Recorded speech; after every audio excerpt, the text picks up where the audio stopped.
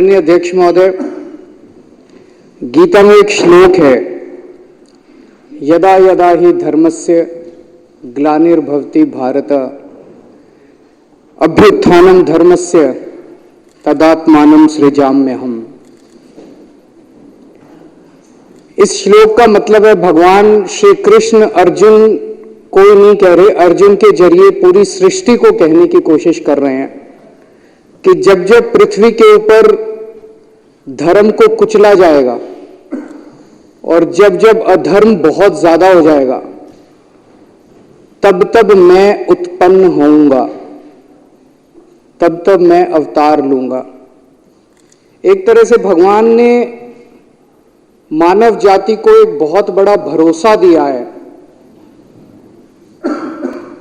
कई ऐसे मौके आते हैं मानव इतिहास में जब अधर्म बहुत ज्यादा हो जाता है, बहुत ज्यादा हो जाता है और लोगों को लगने लगता है कि सच्चाई से कुछ नहीं होगा, ईमानदारी से कुछ नहीं होगा, अधर्म करने से ही होगा। चारों तरफ अधर्म का बोलबाला हो जाता है, आदमी, अच्छे लोग उम्मीद खो बैठते हैं। ऐसे मौकों के लिए भगवान ने इस मानव जाति को ये भरोसा दिया है कि अगर ऐसा मौका आएगा तब तब मैं मानव जाति के कल्याण के लिए और मानव जाति को उस परिस्थिति से निकालने के लिए मैं अवतार लूंगा या उत्पन्न होऊंगा। ये बहुत बड़ा भरोसा है भगवान का मानव जाति को। आज हमारे देश के अंदर जो घटित हो रहा है, ये कुछ उसी तरह की परिस्थिति है। चारों तरफ अधर्म का बोलबाला है, चारों तरफ इतना अधर्म हो गया है, इतना अधर्म हो गया है, चारों तरफ इतना अधर्म का बोलबाला है कि लोगों को लगने लगा है, आपस में चर्चा करने लगे हैं कि यार अब ईमानदारी से कोई फायदा नहीं है, अब सच्चाई से कोई फायदा नहीं है, सच्चाई के रास्ते पे चलने से कोई फायदा नहीं है। और लोग देख रहे हैं इतने बड़े बड़े षड्यंत्र चल रहे हैं, इतने बड़े बड़े कुकर्म चल रहे हैं, बड़े से बड़े स्तर के ऊपर चल रहे हैं। जो लोग कुकर्म कर रहे हैं लोग देख रहे हैं उनकी तो तरक्की हो रही है, जो लोग अधर्म कर रहे हैं लोग देख रहे हैं उनकी तो तरक्की हो रही है।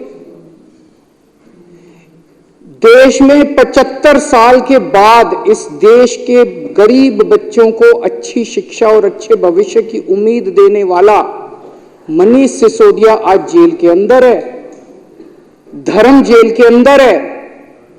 और हमारे देश की बेटियों को, मां बहनों को छेड़ने वाला ब्रजभूषण सिंह सत्ता भोग रहा है, सत्ता का सुख भोग रहा है। आज इस देश के अंदर मोहल्ला क्लिनिक बनाने वाला, गरीबों को दवाइयां दिलवाने वाला सतेंद्र जैन जेल के अंदर है।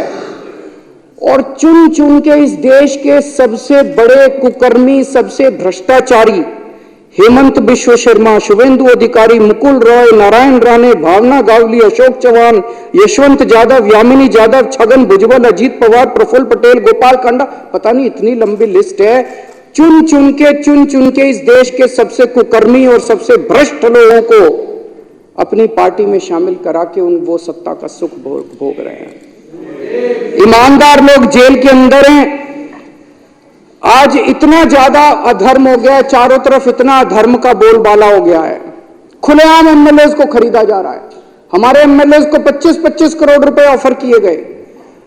एमएलए को खरीद के खुलेआम सरकारें गिराई जा रही हैं। कर्नाटक में एमएलए खरीदे गए, गोवा में एमएलए खरीदे गए, महाराष्ट्र में एमएलए खरीदे गए, मध्य प्रदेश में एमएलए खरीदे गए, नॉर्थ ईस्ट के अंदर एमएलए खरीदे गए, उत्तराखंड में एमएलए, खुलेआम एमएलए खरीदे जा रहे हैं। करोड़ों करोड़ों रुपए के काले धन से एमएलए खरीदे जा रहे हैं, सरकारें खुलेआम गिराई जा रही हैं।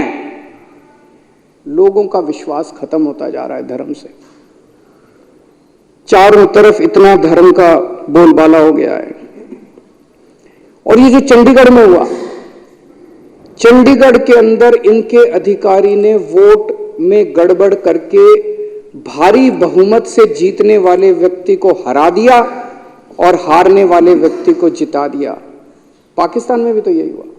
पाकिस्तान के अंदर भी तो रावलपिंडी के उस इलेक्शन कमिश्नर की आत्मा जाग गई जिसने आके कहा कि हमने भारी बहुमत से उन लोगों को हरा दिया जो भारी बहुमत से जीत रहे थे और उनको जिता दिया जो हार रहे थे। तो ये तो इन लोगों ने हमारे देश को पाकिस्तान बना दिया। 75 साल के अंदर जो इस देश ने अचीव किया था, हासिल किया था, कड़ी मेहनत से इस देश के 140 करोड़ लोगों ने मेहनत करके इस देश के अंदर हासिल किया था और एक झटके के अंदर इन लोगों ने सब कुछ खत्म कर दिया। आज चुनाव जीतने के लिए इनको जो मर्जी करना पड़े करेंगे, ईवीएम में धांधली करनी पड़े करेंगे, ईडी पीछे लगानी पड़े लगाएंगे, सरकारें गिराने के लिए जो मर्जी करना पड़े करेंगे।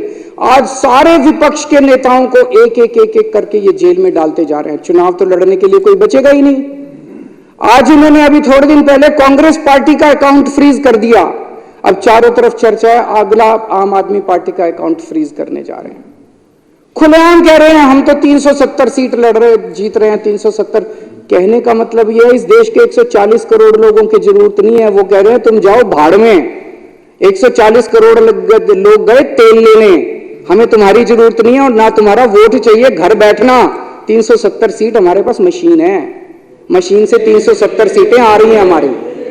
जिस दिन इस देश के अंदर लोगों की जरूरत ना पड़े, जनतंत्र के अंदर वोटों की जरूरत ना पड़े, देश ही नहीं बचेगा। तो लोग देख रहे हैं इतने बड़े स्तर के ऊपर अधर्म ही अधर्म हो गया, इतने बड़े स्तर के ऊपर अधर्म ही अधर्म हो गया है। जो इस देश के अंदर विपक्ष की सरकारें काम करना चाहती हैं उनको काम नहीं करने देते। इससे बड़ा अधर्म क्या होगा कि गरीबों की दवाइयां रोक दी गई, अस्पतालों के अंदर गरीबों की दवाइयां रोक दी गई, गरीबों के टेस्ट रोक दिए गए, गरीबों को मरने के लिए सड़कों के ऊपर बेहाल छोड़ दिया गया। इससे बड़ा अधर्म क्या होगा कि मोहल्ला क्लिनिक के अंदर जहां गरीब जाके अपना इलाज कराता है वहां की बिजली रोक दी गई, वहां के डॉक्टरों की तनख्वाह रोक दी गई, वहां पे काम करने वाले नर्सों और कंपाउंडरों की तनख्वाह रोक दी गई, वहां के टेस्ट रोक दिए गए। इससे बड़ा हमारे हिंदू धर्म में कहा गया कि पानी पिलाने का धर्म होता है। इन लोगों ने तो दिल्ली का पानी भी रोक दिया, उसमें भी इन्होंने कसर नहीं छोड़ी। तो लोग देख रहे हैं जितनी सरकारें हैं पंजाब के अंदर, हम जितने काम करने की कोशिश करते हैं, पंजाब भगवान की दुआ से फुल स्टेट है, उतना ये नहीं कर पाते, वहां भी उन्होंने हस्तक्षेप करने में कोई कसर। जितनी अपोजिशन नहीं, तमिलनाडु के ले लो, वेस्ट बंगाल के ले लो, केरला के ले लो, कर्नाटक के ले लो, हर जगह ये लोग अपना टांग अड़ाते हैं, काम नहीं करने देते लोग। आज हमारे किसान दिल्ली आना चाह रहे हैं, बताओ क्या कसूर है जी? दिल्ली तो कोई भी आ सकता है, दिल्ली तो देश की राजधानी है, उनके पास कोई हथियार नहीं है, कुछ नहीं, आने दो दिल्ली में। हमने भी तो रामलीला मैदान में आंदोलन किया था, रामलीला मैदान दे दो, बैठ जाएंगे बेचारे। अपना अधिकार, अपनी आवाज उठाने का तो सबको अधिकार है आर्टिकल 19 के अंदर संविधान के। किसानों को नहीं आने देते, ना उनकी फसलों का दाम। वो क्या मांग रहे हैं? वो कह रहे हैं कि हम जो फसल पैदा करते हैं हमें अपनी फसलों का पूरा दाम मिलना चाहिए। बिल्कुल मिलना चाहिए, फसलों का दाम भी नहीं देंगे, प्रोटेस्ट भी नहीं करने देंगे। आज इस देश का युवा बेरोजगार है, उसको नौकरी देने के इनके पास कुछ नहीं है, दर दर की ठोकरें खा रहा है। व्यापारी बुरे हाल है, महिलाएं, उनका घर का खर्चा नहीं चल रहा, महंगाई इन लोगों ने इतनी ज्यादा कर दी। और एक गरीब दिल्ली के अंदर हम देख रहे हैं कि झुग्गियां एक के बाद एक झुग्गियां तोड़ी जा रही है। तो खुलेआम इतना अधर्म हो गया, खुलेआम इतना चारों तरफ इतना ज्यादा अधर्म हो गया कि अब भगवान ने तय किया कि मुझे अवतार लेना पड़ेगा। समय आ गया जब मुझे उत्पन्न होना पड़ेगा और पिछले मुझे हस्तक्षेप करना पड़ेगा। और पिछले कुछ दिनों की घटनाएं ये दिखाती हैं कि भगवान ने सीधे तौर पे हस्तक्षेप करने की और उत्पन्न होने का निर्णय ले लिया है।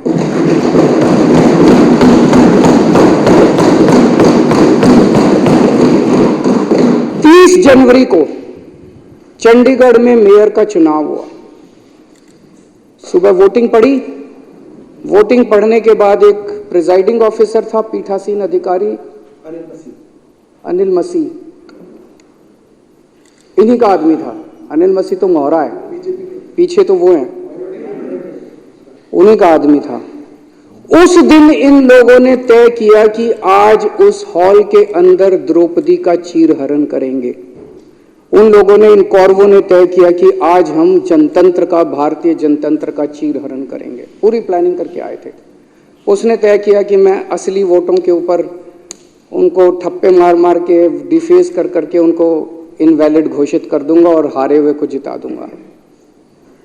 अब वहां पे श्री कृष्ण जी पहुंच गए द्रौपदी का चीरहरण रोकने के लिए। उस कमरे में दिखाई नहीं दिए किसी को, दृश्य थे, लेकिन थे वहां पे। आप लोगों ने अगर वीडियो में देखा हो, वीडियो में वहां जितने बीजेपी वाले मौजूद थे सारे कह रहे हैं कैमरे ऑफ करो, कैमरे। देखिए आपने वीडियो, सारे चिल्ला रहे हैं कैमरे ऑफ करो, कैमरे ऑफ करो। कैमरे ऑफ क्यों नहीं हुए? श्री कृष्ण जी वहां मौजूद थे, उन्होंने कैमरे ऑफ करने की, उन्होंने पूरी कोशिश करी, इन्होंने पूरी कोशिश करी कैमरे ऑफ करने की, उस दिन कैमरे ऑफ नहीं हुए। ये कोई संयोग नहीं है, ये ऊपर वाले का इशारा है, ऊपर वाले का हस्तक्षेप। इतनी बड़ी दुनिया की सबसे बड़ी पार्टी जो पूरे दुनिया के अंदर, हम तो सबसे बड़ी पार्टी, सबसे बड़ी पार्टी को 5 मिनट के अंदर भगवान ने पूरे देश के सामने बेनकाब कर दिया। जो लोग द्रौपदी का चीर हरण करने आए थे, जो लोग भारतीय जनतंत्र का चीर हरण करने आए थे, भगवान श्री कृष्ण ने उनको पूरे देश के सामने उनका चीर हरण करके छोड़ा। और अध्यक्ष महोदय, उसके बाद की जो घटनाक्रम है, जिस तरह से सुप्रीम कोर्ट के अंदर ये मामला चला, हम लोग अदालतों को मंदिर की तरह मानते हैं। न्याय देना भगवान का काम है, न्याय भगवान देता है। इसलिए जज को भगवान का, जब जज अपनी कुर्सी पे बैठ के फैसले सुनाता है तो कहा जाता है कि एक तरह से भगवान फैसला सुना रहा है। लेकिन कल जो कुछ सुप्रीम कोर्ट के अंदर घटा, वो उससे कुछ ज्यादा ही बड़ा था। ऐसे लगा जैसे उस सुप्रीम कोर्ट के अंदर भी कहीं ना कहीं श्री कृष्ण मौजूद थे। ऐसे लगा जैसे वहां सुप्रीम कोर्ट के अंदर भी भगवान मौजूद थे। ऐसे लगा जैसे चीफ जस्टिस ऑफ इंडिया के अंदर भगवान बोल रहे थे। ऐसे लगा जैसे चीफ जस्टिस ऑफ इंडिया के जुबान के ऊपर भगवान बैठे हुए थे, भगवान उनके जरिए बोल रहे थे। तो ये जो कल पूरा घटनाक्रम हुआ, वो ये दिखाता है कि अब हम सबसे पहले तो सुप्रीम कोर्ट का बहुत बहुत शुक्रिया, इस सदन के माध्यम से हम इस सदन के माध्यम से सुप्रीम कोर्ट का शुक्रिया अदा करना चाहते हैं, उस पूरी बेंच का शुक्रिया अदा करना चाहते हैं, खासकर चीफ जस्टिस ऑफ इंडिया का शुक्रिया अदा करना चाहते हैं, जिन्होंने इतने कठिन समय के अंदर हमारे देश को, जनतंत्र को बचाने का काम किया। आज पूरे देश के सामने भगवान ने बेनकाब करके एक साफ साफ मैसेज दे दिया। भगवान ने, बीजेपी चुनाव जीतती नहीं है, बीजेपी चुनाव चोरी करती है। पूरे देश के सामने सबने वीडियो देखा है, सबने किस तरह से सुप्रीम कोर्ट का आदेश सुना है, सबने पूरे पिछले 1 महीने के घटनाक्रम ने पूरे देश के सामने इस पार्टी का चीर हरण करके छोड़ दिया कि बीजेपी चुनाव जीतती नहीं है, बीजेपी चुनाव चोरी करती है। ये कोई संयोग नहीं है कि एक छोटा सा चुनाव, चंडीगढ़ के मेयर का चुनाव क्या होता है, कुछ भी नहीं होता। हमने तो ऐसे सोचा था उस दिन कि ऐसे ही हो जाएगा, हमें तो एक छोटे से चुनाव ने पूरे देश के अंदर सारे देश को हिला दिया। कुछ ना कुछ तो भगवान बताने की कोशिश कर रहे हैं, संदेश देने की कोशिश कर रहे हैं। तो भगवान का संदेश है, मैं आ गया हूं।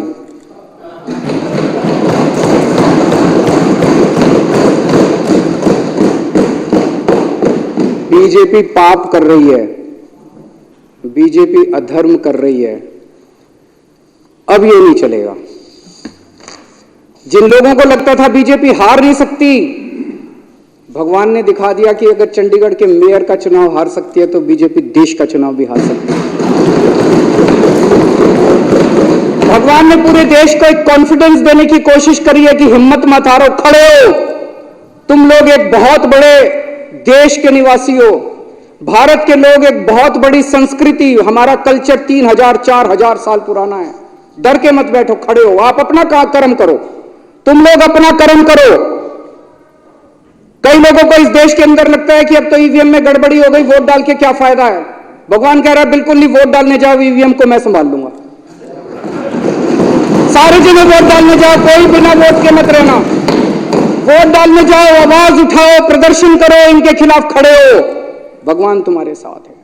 जैसे भगवान ने इनको बेनकाब किया चंडीगढ़ के चुनाव में, भगवान आने वाले समय में भी इनको बेनकाब करेगा और सत्य का साथ देगा।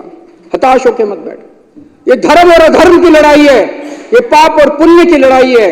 अब आप लोगों को तय करना है कि आप धर्म के साथ हो कि आप अधर्म के साथ हो, आप पाप के साथ हो कि आप पुण्य के साथ हो।